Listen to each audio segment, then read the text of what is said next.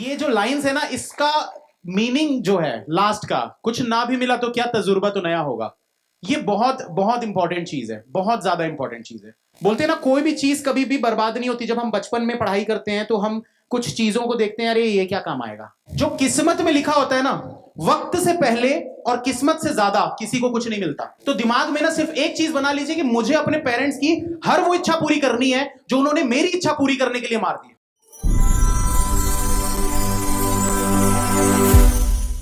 क्यों डरेंगे जिंदगी में क्या होगा, क्यों हर वक्त सोचें कि बुरा होगा, बढ़ते रहें बस अपनी मंजिलों की ओर, कुछ ना भी मिला तो क्या तजुर्बा तो नया होगा। अब ये जो लाइंस है ना, इसका मीनिंग जो है लास्ट का, कुछ ना भी मिला तो क्या तजुर्बा तो नया होगा, ये बहुत बहुत इंपॉर्टेंट चीज है, बहुत ज्यादा इंपॉर्टेंट चीज है। एक स्टूडेंट की बात बताता हूं मैं आपको। बहुत पुराना स्टूडेंट था जो पढ़ाई कर रहा था मेरे साथ, और पढ़ते पढ़ते उसको काफी सारी चीजें समझ में आने लगी। बैंकिंग की तैयारी उसने स्टार्ट किया। बैंक की तैयारी के साथ साथ वो एक जगह जॉब भी करने लगा, और करीब करीब 2 साल के बाद उसका सिलेक्शन नहीं हुआ। 2 साल हो गए, 3 साल हो गए। तीसरे साल के बाद उसका मतलब कमेंट्स वगैरह आने बंद हो गए थे, लेकिन व्हाट्सएप पे मेरी बातचीत होती रहती थी। तो एक दिन मैसेज अचानक से मैंने उसको किया कि क्या भाई कहाँ हो, आजकल दिखते नहीं क्लास में। तो बोलता है सर मेरी जॉब लग गई है। मैंने बोला कहाँ? तो उसने बोला सर गुजरात में एक प्राइवेट कंपनी में मेरी जॉब लग गई है। मैंने बोला बढ़िया यार, तो अब बैंकिंग छोड़ दिए? बोला हाँ सर। मैंने बोला क्यों? बोला सर पीओ में जितनी सैलरी मिलती है ना, उससे 3 गुना सैलरी मिल रही है। क्यों ये चीज हुई, आप समझ रहे हैं ये क्यों हुआ ऐसा? उसको एक चीज समझ में आ गई कि भाई मैं पढ़ाई कर रहा हूं, काफी सारी चीजें उसने सीखी, बहुत सारी चीजें उसने सीखी इसमें पढ़ाई करते समय। जो चीजें उसको उस जॉब में काम आती गई, वो अपनी ही जॉब में आगे बढ़ता गया। बोलते हैं ना, कोई भी चीज कभी भी बर्बाद नहीं होती। जब हम बचपन में पढ़ाई करते हैं तो हम कुछ चीजों को देखते हैं, अरे ये क्या काम आएगा। अभी जैसे कुछ लोग, आप लोग मीम्स वगैरह देखे होंगे इंस्टाग्राम में, बहुत सारे बैंक में बैठे हैं तो ये चाचा बुआ का लड़का मामा, ये सब क्या काम आएगा यार बैंक में। ये उस चीज के लिए नहीं होता कि बैंक में क्या काम आएगा, ये इस चीज के लिए होता है कि आपका दिमाग कितना तेज है। रीजनिंग क्या है? रीजनिंग की कोई भी चीज जो होती है वो बैंक में थोड़ी यूज होती है। वहां पर आपको क्या सिटिंग अरेंजमेंट कराएंगे क्या? क्लर्क को इधर बैठा देते हैं, पीओ को इधर, मैनेजर भगाओ यहां से। तो ऐसा थोड़ी ना होता है, वो बाहर निकाल दो। तो ये उस चीज के लिए नहीं है। ये किस चीज के लिए भाई? रीजनिंग एक ऐसा सब्जेक्ट है जिसमें आपकी तार्किक शक्ति कितनी है, कितना तेज आपका दिमाग है, आप दूसरे से जल्दी कितना फास्ट आप चीजों को समझ सकते हो, सॉल्व कर सकते हो। जो मैं कहता हूं ना, आपकी अंडरस्टैंडिंग अच्छी होनी चाहिए, आपकी समझने की क्षमता कितनी तेज है। काफी सारे स्टूडेंट्स हैं थ्रेड मेथड जो बनाते हैं, कुछ नहीं बनाते। जो बनाते हैं एक बार हाथ उठाइए, खड़े हो जाइए जो बनाते हैं थ्रेड मेथड से। ठीक है, अब यहां पर एक चीज मैं बताना चाहूंगा, जो नहीं बनाते हैं ना थ्रेड मेथड से, बहुत सारे लोगों ने ट्राई तो किया होगा, ऐसा तो नहीं कि ट्राई नहीं किया होगा। बैठ जाइए। अब तो बहुत सारे ऐसे स्टूडेंट्स होंगे जिन्होंने थ्रेड मेथड ट्राई तो किया होगा पर बना नहीं उनसे।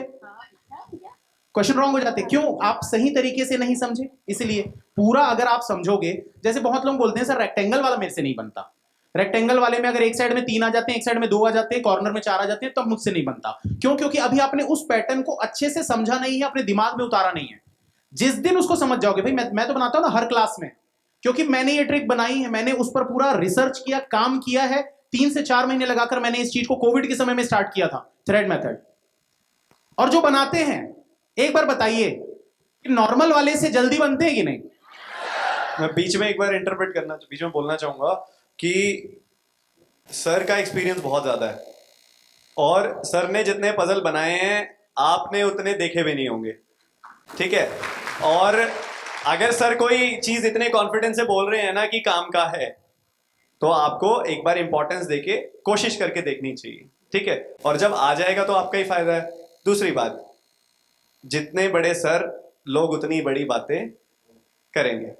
तो तरीका होता है, अगर कोई कह रहा है ना कि थ्रेड मेथड नहीं चल रहा है कैमरे पे आके, तो बेसिकली खुद को आपको दिखाना चाह रहा है, क्योंकि क्रिटिसिज्म और नेगेटिविटी अट्रैक्ट करती है। सर उनसे नहीं बनता ना, इसीलिए बोलते हैं, उनको खुद को नहीं समझ में आ रहा है ना। तो आप पहले सर की बात अब आगे कंटिन्यू सुनो, और अगर किसी ने कोशिश नहीं की अभी तक थ्रेड मेथड की, तो सर की क्लास देख के अच्छे से एक शिद्दत से कोशिश करो। अरे आप एक बार नहीं, आप 50 बार बोलो, 50 बार पढ़ाऊंगा। 3-4 घंटे का मैराथन सिर्फ थ्रेड मेथड में लूंगा। आप एक बार कोशिश तो करो, सीखने की इच्छा तो जगाओ अपने अंदर से। जब तक वो इच्छा नहीं आएगी ना, मुझे ये करना नहीं होगा। बहुत लोग बैंकिंग की तैयारी करते हैं, लेकिन उनके अंदर ना वो एकदम डेडिकेशन नहीं होता कि मुझे जॉब चाहिए। वो नहीं होता डेडिकेशन। मैंने ये चीज स्टोरी बताई हुई, यहां पर नए स्टूडेंट्स बहुत होंगे तो ये शायद नहीं पता होगा, तो मैं बता देता हूं कि मैंने जो तैयारी करी थी अपनी बैंकिंग की, जॉब मैंने छोड़ दी। मेरा इंटरेस्ट नहीं था यार उसमें, बैंक में मेरा बिल्कुल इंटरेस्ट नहीं था। मैंने मजबूरी में, I was a banker not by choice, हालातों की वजह से मुझे बैंकर बनना पड़ा। और बैंकर बना भी तो पीओ ही मुझे बनना था। जब भी मतलब ऐसा होता था मेरा पेपर नहीं निकल रहा, 1 साल हो गया कोई पेपर नहीं निकल रहा था, प्रीलिम्स बस निकल जाते थे, मेंस नहीं होता था। पापा बोलते थे क्या यार, क्या तू पीओ छोड़ना, तू क्लर्क की तैयारी कर ले। मैंने बोला नहीं पापा, बनूंगा तो पीओ ही।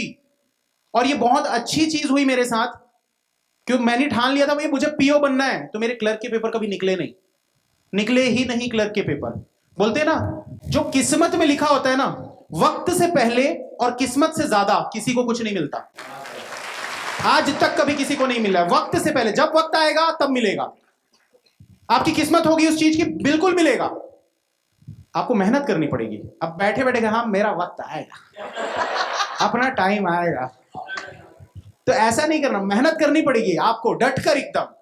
मैंने दिया दिलो जान से मेहनत की। मैंने एकदम दिल में अपने मान लिया था कि मुझे पीओ ही बनना है, पीओ ही बनना है, पीओ ही बनना है। क्योंकि मेरी मजबूरी थी, मुझे जॉब चाहिए थी, और मेरे पास एक चीज मुझे दिख गई थी। मैंने सारे जितने भी एग्जाम्स होते हैं सबके सिलेबस देखे, समझ में आया ये छोटा वाला है, जल्दी हो जाएगा, इजी है। जैसा मैम ने अभी थोड़ी देर पहले कहा ना, बैंक में जॉब लेना बहुत आसान है, बहुत आसान है। हम उसको कठिन बनाते हैं। आप जो चीजों को कठिन बोलते हो ना, यार ये कठिन है, मुझसे नहीं होगा। कैसे नहीं होगा यार, बाकी लोगों से कैसे हो रहा है? सबके पास दिमाग है, उस दिमाग को आप यूज किस तरीके से करते हो, ये इंपॉर्टेंट है। तो अच्छे से यूज करो यार, यूटिलाइज करो। और पढ़ते समय ना बोर जब भी लगता है ना, मैं एक चीज बोलूंगा, जब भी बोर लगे ना पढ़ते समय, एक बार बस याद कर लेना कि कब तक मम्मी पापा घर में बैठा के आपको खिलाएंगे। अब वक्त आ चुका है दोस्तों, जो जिंदगी के 25 साल, एक मतलब एवरेज मानते हैं कि 25 साल एक ऐसी उम्र हो जाती है जहां तक पेरेंट्स हमको बड़ा करते हैं, पाल पोस कर, खिलाते पिलाते, सब कुछ देते हैं, जो भी चीजें। 25 साल के बाद अगले 25 से 30 साल जब तक पेरेंट्स आपके साथ हैं, वो आपका फर्ज बनता है उनको खिलाने पिलाने का, उनकी हर इच्छा को पूरा करने का। तो दिमाग में ना सिर्फ एक चीज बना लीजिए कि मुझे अपने पेरेंट्स की हर वो इच्छा पूरी करनी है जो उन्होंने मेरी इच्छा पूरी करने के लिए मार दी। अपने लिए मत करो, अपने पेरेंट्स के लिए करो पहले, बाद में फिर अपने लिए करो। और अड़ोसी पड़ोसी रिश्तेदार फलाना, इनके बारे में मत सोचो यार। मेहनत करो, मेहनत करोगे तो फल, क्या बोलते हैं ना वो, मैं लाइंस बोलते रहता हूं जो, कर्म करो तो फल मिलता है, आज नहीं तो कल मिलता है। जितना गहरा हो कुआं उतना मीठा जल मिलता है। तो कर्म करते जाओ, फल की चिंता मत करो।